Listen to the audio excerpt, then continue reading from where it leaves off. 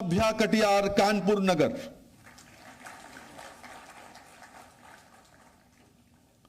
हरदोई के हरिकेश अग्निहोत्री, बलिया के मंसूर आलम। जाति धर्म संप्रदाय से ऊपर उठकर निष्पक्ष और पारदर्शी प्रक्रिया से चुनाव हुआ है मित्रों। वाराणसी के मोहम्मद सादिक, बाराबंकी की शिवांगी रावत, गाजीपुर के गोविंद कुमार सोनकर, ये सभी दंत स्वास्थ्य विज्ञानी हैं, और आजमगढ़ की बेटी रागिनी यादव। बहुत बहुत धन्यवाद माननीय मुख्यमंत्री महोदय। नौजवान साथियों, आपके अपने प्रदेश उत्तर प्रदेश में हम सब ने विगत 9 वर्षों में प्रदेश की तकदीर।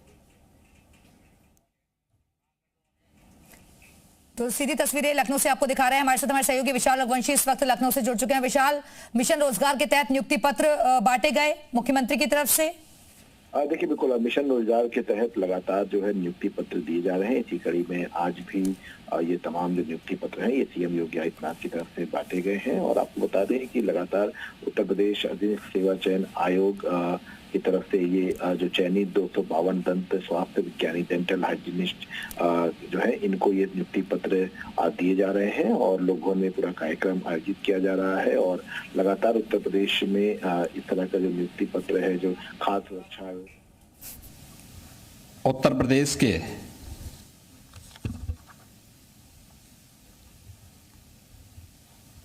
स्वास्थ्य विभाग,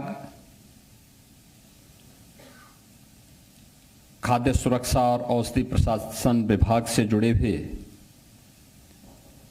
विभिन्न पदों के लिए चयनित अभ्यर्थियों को नियुक्ति पत्र वितरण के आयोजित आज के इस कार्यक्रम में उत्तर प्रदेश सरकार में मंत्रिमंडल के मेरे सहयोगी उप मुख्यमंत्री श्री ब्रजेश पाठक जी, प्रदेश सरकार के आयुष विभाग के मंत्री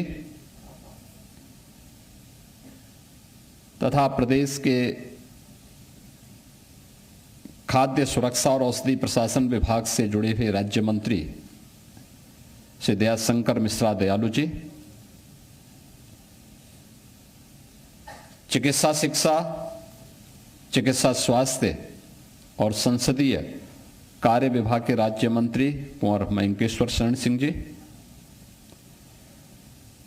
अपर मुख्य सचिव चिकित्सा शिक्षा एवं चिकित्सा स्वास्थ्य समित घोष जी, प्रमुख सचिव नित्य एवं कार्मिक विभाग CM देवराज जी, सचिव एवं आयुक्त खाद्य सुरक्षा एवं औषधि प्रशासन श्रीमती रोशन जैकब जी, चिकित्सा स्वास्थ्य तथा खाद्य सुरक्षा और औषधि प्रशासन विभाग से जुड़े हुए सभी अधिकारीगण,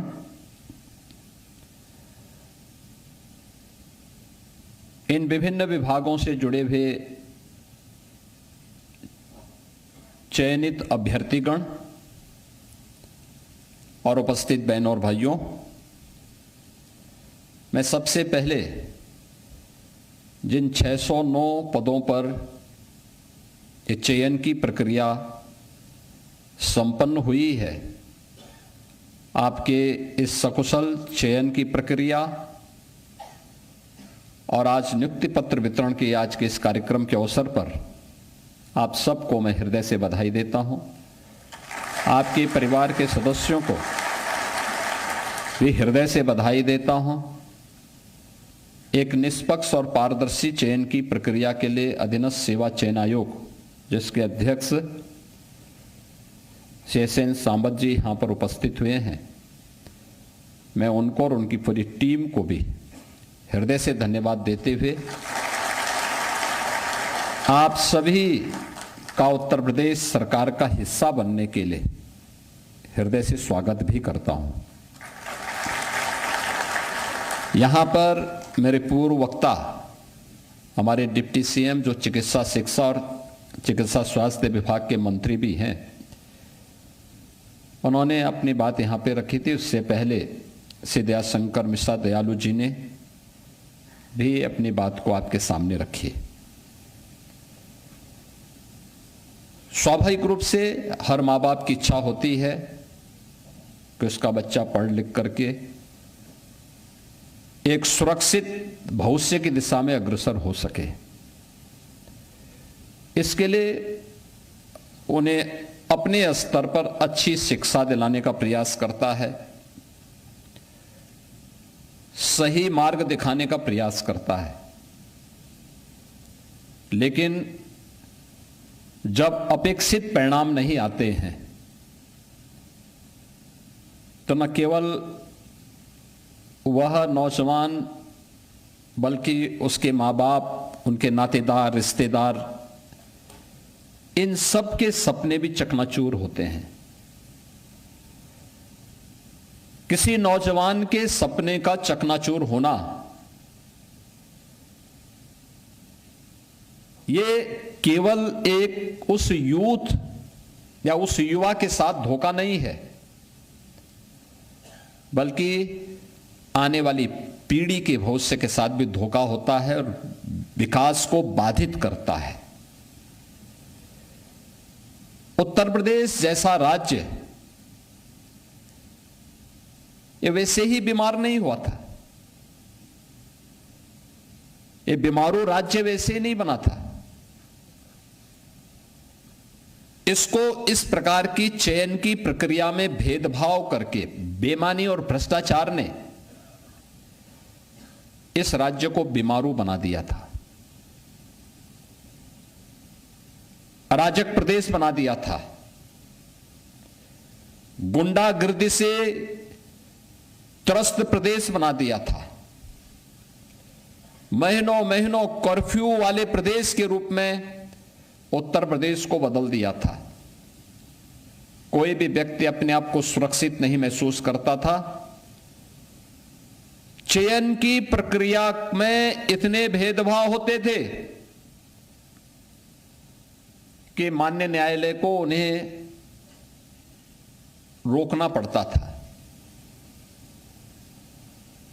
माननीय न्यायालय ने उस हर एक नियुक्ति की प्रक्रिया में 2017 के पहले कहीं ना कहीं उन्हें स्थगन आदेश देकर के रोका हुआ था और तमाम प्रकार की तीखी टिप्पणियां की थी। जो बात यहां पर अभी हमारे डिप्टी सीएम कह रहे थे कि परीक्षा कोई और देता था और नियुक्ति पत्र कोई और प्राप्त करता था, ये 17 के पहले था। मुझे याद है मैं गोरखपुर में सांसद था। मैं एक बार कहीं निकल जा रहा था, 4-5 बजे का समय था, तो आगे हाईवे जाम था। मैंने पूछा क्यों जाम है, तो मुझे पुलिस के अधिकारी आए, उन्होंने कहा साहब एक नौजवान ने सुसाइड कर दिया है। जो कि वह गांव जहां सुसाइड हुआ था तो मेरे संसदीय क्षेत्र का हिस्सा था। तो मैं अपनी गाड़ी से उतरा, मैंने कहा मैं मिलता हूं उन परिवार के लोगों से। तो अधिकारियों ने मुझसे कहा कि लोगों में बड़ा आक्रोश है, आप मत जाइए। मैंने कहा भी आक्रोश आज है तो मुझे तो आने वाले समय में वोट मांगने जाना ही है, तब भी तो ये आक्रोश होगा। मैंने कहा मैं जाऊंगा। मुझे लोगों ने देखा, वे शांत हुए, मैंने उनसे बातचीत की। मैं भौचक था देख करके कि मैं उस परिवार से मिला जिस परिवार के नौजवान ने आत्महत्या की थी। मैंने उस परिवार के उस नौजवान जिसने आत्महत्या की थी उसके माता पिता से मैं मिला। वो अकेला लड़का था। मैंने कहा ये घटना कैसे घटित हो गई। उन्होंने कहा देखिए उत्तर प्रदेश पुलिस भर्ती में मेरिट में इसका नाम आया था, लेकिन इसको नियुक्ति पत्र नहीं दिया गया। और उसी से डिप्रेशन में आया, उसके बाद इसने सुसाइड कर दिया। उत्तर प्रदेश लोक सेवा आयोग और उत्तर प्रदेश माध्यमिक शिक्षा चयन आयोग की भर्ती की प्रक्रिया के बारे में और उस समय के न्यायालय की टिप्पणी के बारे में हर एक नौजवान उस समय का जानता है। क्योंकि 9 साल हो गए हैं, 9 साल के बाद तो काफी परिवर्तन हुआ है। आप में से बहुत सारे लोग उस समय नाबालिग रहे होंगे, वो नहीं जानते उस समय के बारे में। यानी जो व्यक्ति एलिजिबल नहीं था वो चेयरमैन हो गया था, जिसकी स्वयं की डिग्री फर्जी थी वो आयोग का चेयरमैन बनकर के सिलेक्शन कर रहा था। इस प्रकार की अराजकता होती थी, पैसे का लेन देन होता था, भर्ती नहीं हो पाती थी। हम लोगों ने देखा है कि 2017 में जब मैं मुख्यमंत्री बना तो मेरे सामने आया, मैंने पूछा भी भर्तियां क्यों नहीं हो रही है, तो हर एक भर्ती में स्टे था। हमने कहा स्टे का कोई कारण तो होगा। मैंने सबसे पहले उत्तर प्रदेश पुलिस बोर्ड को, भर्ती बोर्ड को बुलवाया, क्योंकि सबसे ज्यादा भर्ती होनी थी वहां। मैंने कहा भी स्टे क्यों है? उन्होंने कहा कोर्ट चाहता है कि भर्ती की प्रक्रिया पारदर्शी हो। तो मैंने कहा आप लोग क्या चाहते हैं? ये भर्ती की प्रक्रिया पारदर्शी क्यों नहीं होनी चाहिए?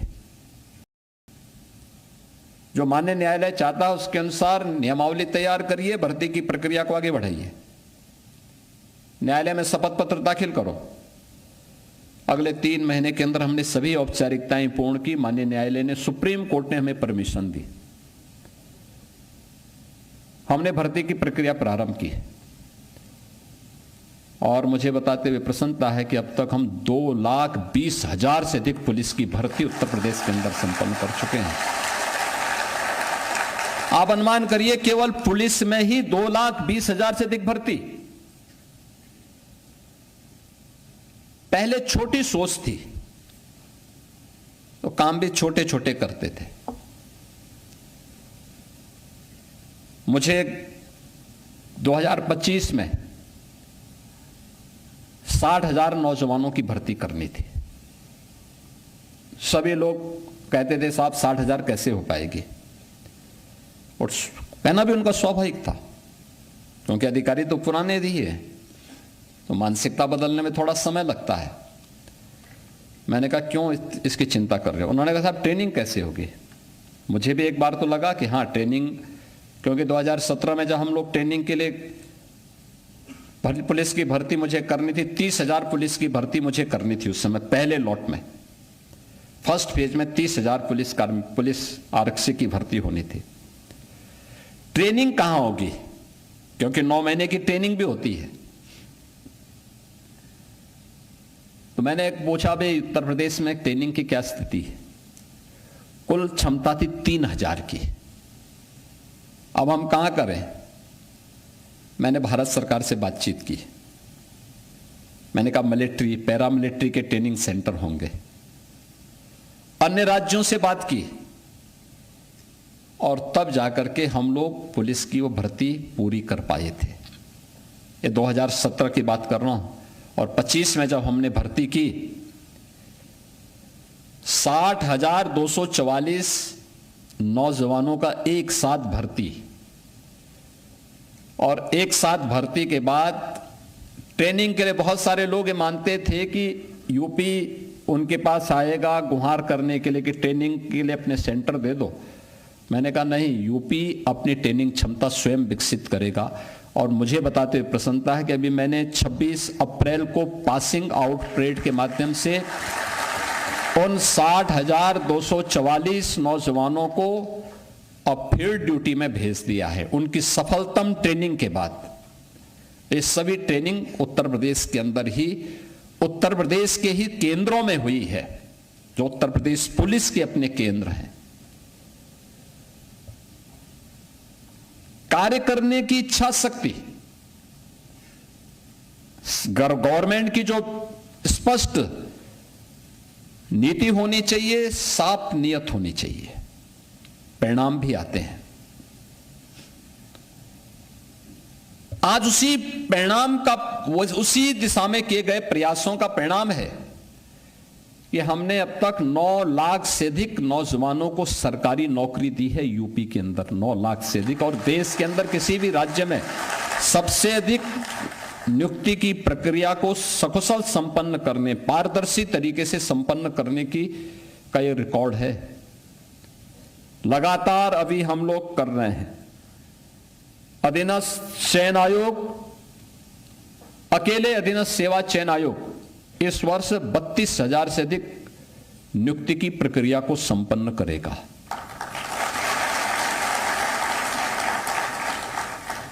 शिक्षा चयन आयोग, इसमें हजारों शिक्षकों की भर्ती की प्रक्रिया इसके माध्यम से संपन्न होनी है। उत्तर प्रदेश लोक सेवा आयोग लगभग 15,000 भर्ती इसको करनी है, इस वर्ष ये इसको संपन्न करेगा। उत्तर प्रदेश पुलिस भर्ती और प्रोन्नति बोर्ड वर्तमान में उनके सब इंस्पेक्टर के और होमगार्ड की भर्ती की परीक्षा संपन्न हो चुकी है। अगर इन दोनों को मिलाकर के देखेंगे तो यह संख्या है 45,000 और लगभग इतने ही और भर्तियों की प्रक्रिया हमारी आगे बढ़ रही है। ये मान करके चलिए कि अगले एक वर्ष, इस एक वर्ष के अंदर यानी 26-27 के अंदर अकेले यूपी के अंदर 1.5 लाख इन सभी विभागों में भर्ती की प्रक्रिया, इन सभी आयोग और बोर्ड के माध्यम से 1.5 लाख से अधिक भर्ती की प्रक्रिया संपन्न होनी है। और आप देखेंगे किसी भी भर्ती की प्रक्रिया में हमने यूपी में भर्ती की प्रक्रिया में किसी भी प्रकार का सेंध न लगे, इसके लिए सख्त कानून भी बनाया है।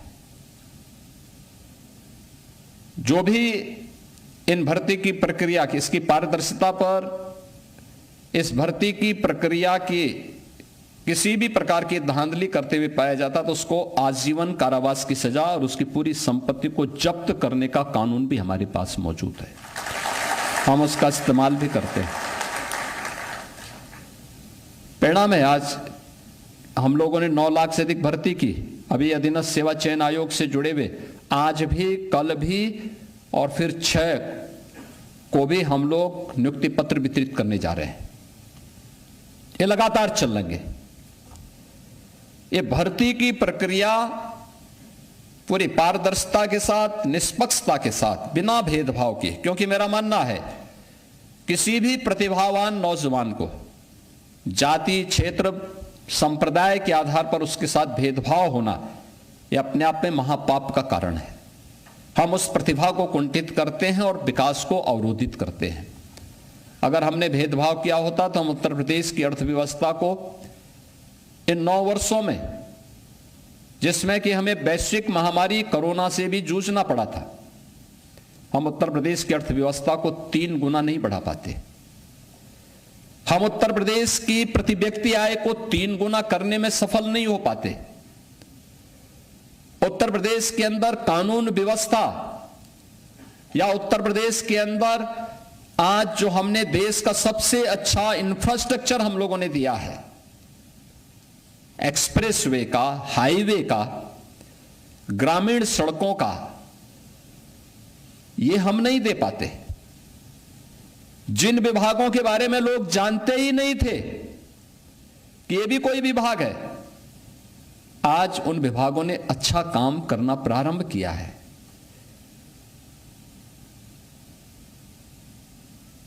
आज उन विभागों को एक पहचान मिली है। ये प्रयास करने से होता है और उस प्रयास के लिए उस प्रकार के मैन पावर का चयन। स्वास्थ्य विभाग में आज हमारे पास लगभग हर जनपद में, 4-5 जनपद छोड़ दिया जाए तो लगभग 75 के 75 जनपदों में हमारे पास एक मेडिकल कॉलेज है। पहले नहीं थे। पहले मेडिकल कॉलेजेस के बारे में कोई सोचता भी नहीं था। आज आज उत्तर प्रदेश के अंदर 81 मेडिकल कॉलेज और 2 एम्स वर्तमान में कार्यरत हैं, जो लोगों को अपनी सेवाएं दे रहे हैं। अच्छे सुपर स्पेशलिटी के हॉस्पिटल्स खुल रहे हैं, नर्सिंग कॉलेजेस खुल रहे हैं। पहले न कॉलेजेस थे और न ही उनमें स्टाफ था, सब भगवान भरोसे था।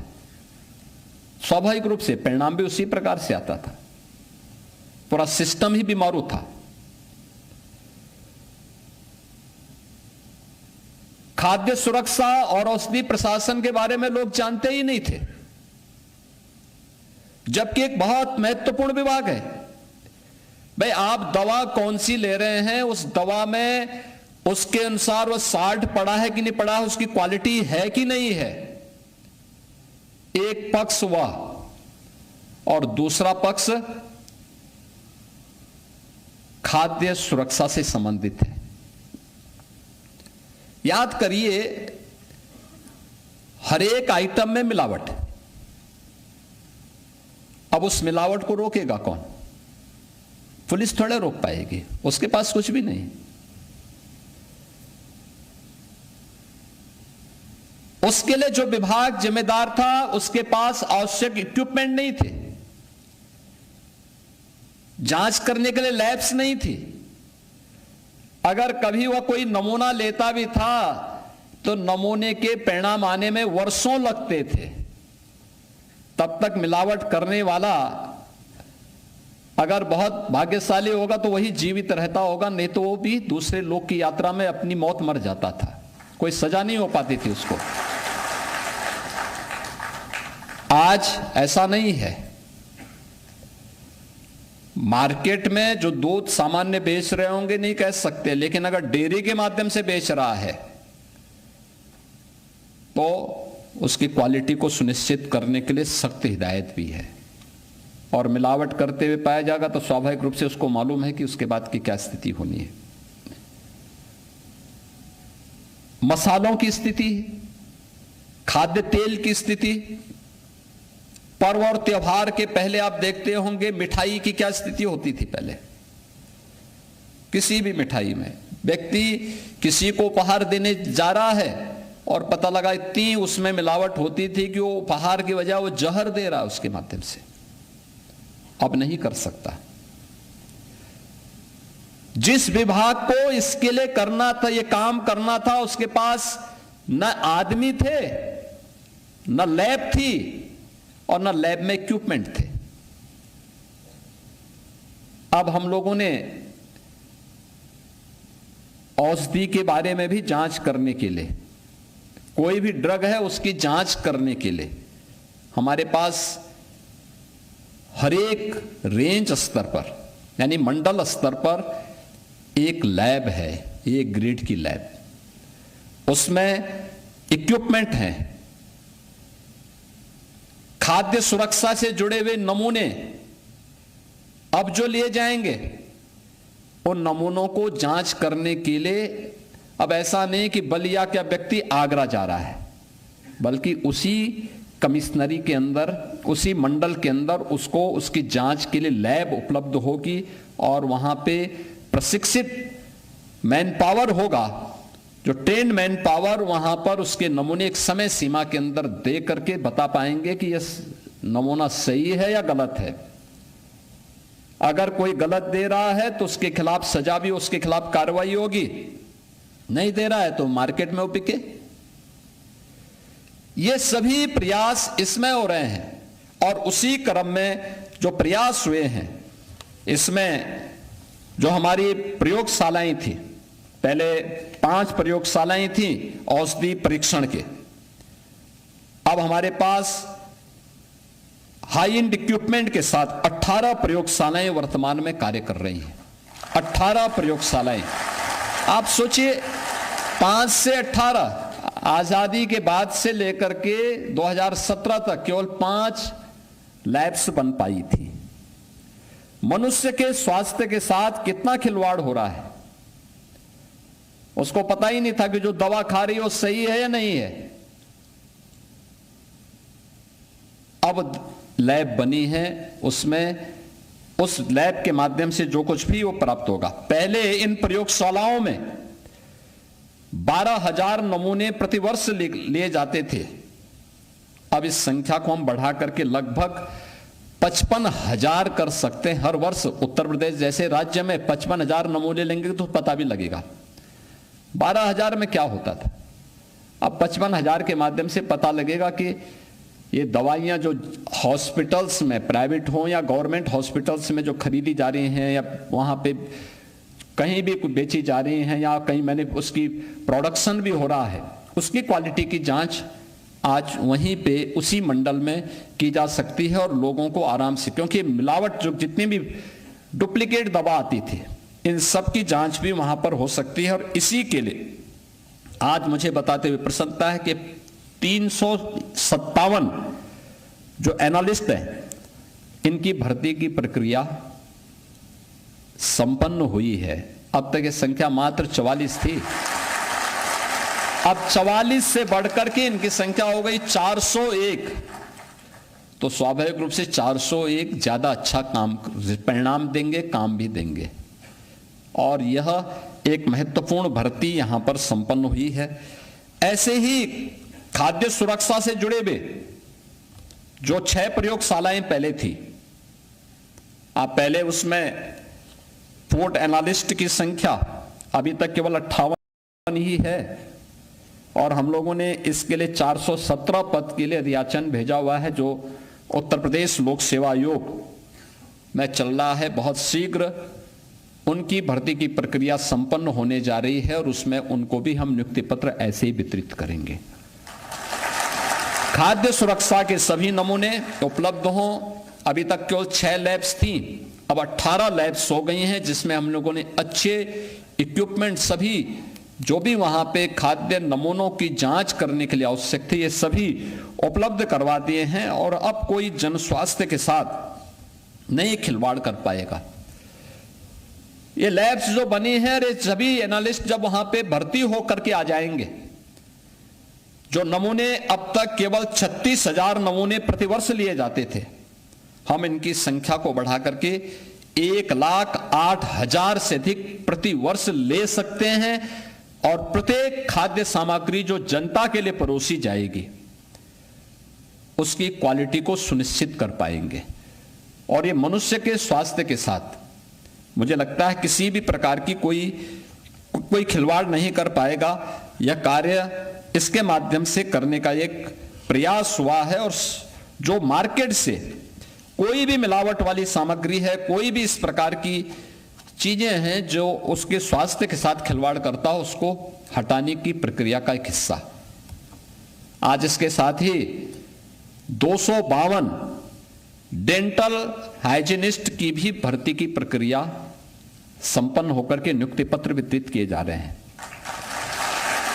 आप सोचिए कितने व्यापक पैमाने पे सरकार के स्तर पर एक कार्रवाई हो रही है, अलग अलग स्तर पर।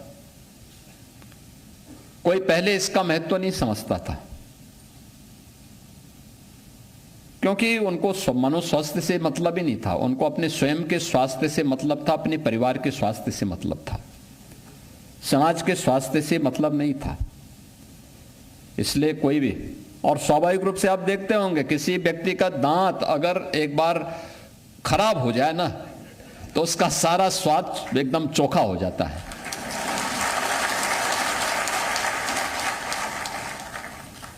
आप देखो किसी का दांत थोड़ा परेशान कर ले, उसके सामने कितने भी अच्छे व्यंजन आप रख ले, वो बेचारा देखता रह जाएगा, लेकिन दांत उसका जो है उसको परेशान कर डालेगा।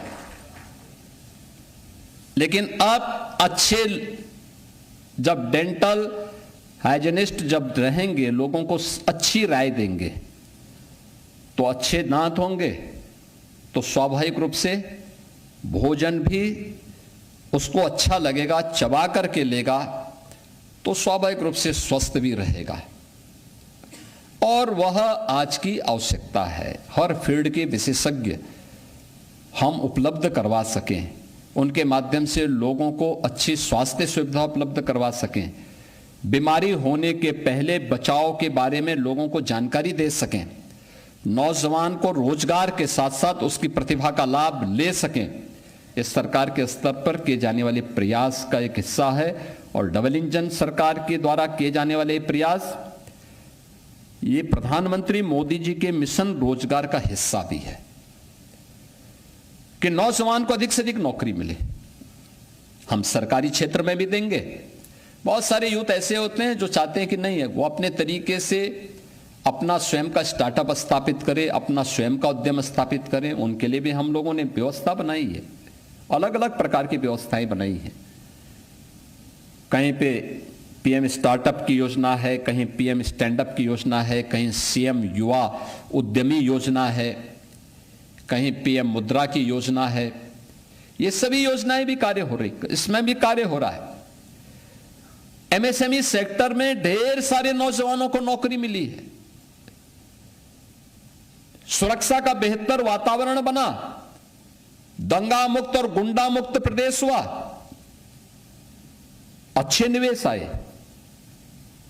अभी पिछले दिनों मैंने फार्मा सेक्टर में निवेश के 17 ऐसे निवेशकों को यहां पे पत्र जारी किए हैं जो राज्य के अंदर ही इसका प्रोडक्शन करेंगे, मैन्युफैक्चरिंग करेंगे। यानी ये चीजें दिखाती हैं कि लोगों के मन में अब यूपी के बारे में एक सोच आ रही। आखिर ये जितने भी उद्योग लगेंगे, इन सभी उद्योगों में कोई नौजवान नौकरी पाएंगे ना, उन लोगों को नौकरी करने का अवसर मिलेगा। एक बड़ा उद्योग आएगा तो उसके साथ अन्य यूनिट भी लगेंगे। यूपी का प्रोडक्शन देश के लिए काम आएगा। और इतना बड़ा मार्केट तो अकेले यूपी है, 25 करोड़ की आबादी यूपी के अंदर निवास करती है। ये सभी लोग इसका लाभ प्राप्त करेंगे। और इसीलिए आज के इस अवसर पर मैं आप सबसे कहूंगा कि आपकी पीढ़ी सौभाग्यशाली है कि आपने इस भर्ती की प्रक्रिया में आप बैठे तो किसी भी स्तर पर सिफारिश की नौबत आपके लिए नहीं आई। आपने किसी से कोई सिफारिश नहीं की, आपकी तरफ से कोई बोलने वाला नहीं था। आपके बीच में भर्ती बोर्ड के चेयरमैन बैठे हुए थे, आप में से कोई उनका शकल भी नहीं जानता रहा होगा, वो तो मैंने मंच से बोल दिया। अन्यथा आप लोग भी नहीं पहचानते कि हमारे कौन भर्ती की प्रक्रिया के साथ कौन इस चयन कर रहा है। यह है निष्पक्षता कि जिस व्यक्ति के द्वारा, जिसके नेतृत्व में भर्ती की प्रक्रिया पूरी हो रही है, वो आप ही के बीच में बैठा है, लेकिन आप उनकी शकल नहीं जानते हैं। यह है निष्पक्षता का उदाहरण। और नहीं तो पहले क्या होता था, पहले भर्ती बोर्ड के चेयरमैन एक और बैठते थे और चाचा भतीजे की जोड़ी वसूली के लिए निकल पड़ती थी और हर एक को पता था और सबकी पर्ची जाती थी, नाम भी जाते थे। और जब हवालात में जाने की नौबत आती थी तो वो चेयरमैन को जाती थी, वो बेचारा फंसता होता। तो बेईमान राजनीतिज्ञों को, भ्रष्ट नौकरशाहों को रोकना है तो शुरुआत अपने आप से करिए। हम सबको अपने आप से इसकी शुरुआत करनी होगी। आम जनमानस ईमानदारी के साथ अपना जीवन आगे बढ़ाना चाहता है और उस प्रक्रिया के साथ हमें जुड़ना पड़ेगा। हमें इस बात को देखना होगा कि अगर हमें निष्पक्ष तरीके से, पारदर्शी तरीके के साथ इस व्यवस्था के साथ जुड़ने का अवसर प्राप्त हो रहा है और आपकी पीढ़ी सौभाग्यशाली है कि आप अपने सपनों को एक नई उड़ान देने के लिए आपके लिए गवर्नमेंट ने उस प्रकार का प्लेटफॉर्म उपलब्ध करवाया है। आपके मां बाप के सपने साकार हो रहे हैं। ये सपने साकार होना आपके लिए एक नए युग में प्रवेश करने जैसा है और उस दिशा में आपके द्वारा जो प्रयास प्रारंभ होगा, इसलिए आपकी भी जिम्मेदारी बनती है कि अगर गवर्नमेंट ने इस प्रकार का प्लेटफॉर्म दिया है तो हम भी जिस शुद्ध नियत के साथ आपको नियुक्ति पत्र दिया जा रहा है उसमें जितना अच्छा हो सकता है अपने स्तर पर हम उतना अच्छा परफॉर्म करके दिखाएंगे। यह हम करके दिखाएंगे तो आपके इस पूरे सिस्टम पर लोगों का विश्वास बना रहेगा। उस विश्वास के प्रतीक के रूप में आपको अपने आप को स्थापित करना है और उस विश्वास के लिए आज मैं आप सबको एक बार फिर से जो यहां पर 609 प्रदेश के यूथ को यह नियुक्ति पत्र वितरित हो रहा है, उन सबको मैं बधाई देता हूं और विश्वास करता हूं कि प्रदेश के विकास के लिए और प्रधानमंत्री के विजन को आगे बढ़ाने के लिए, विकसित भारत और आत्मनिर्भर भारत के लिए हमें राज्यों से इसकी शुरुआत करनी पड़ेगी। इस पूरे प्रक्रिया में आप सब उसका हिस्सा बनेंगे। आप सबको मैं हृदय से बधाई देता हूं, अपनी शुभकामनाएं देता हूं। धन्यवाद। जय हिंद।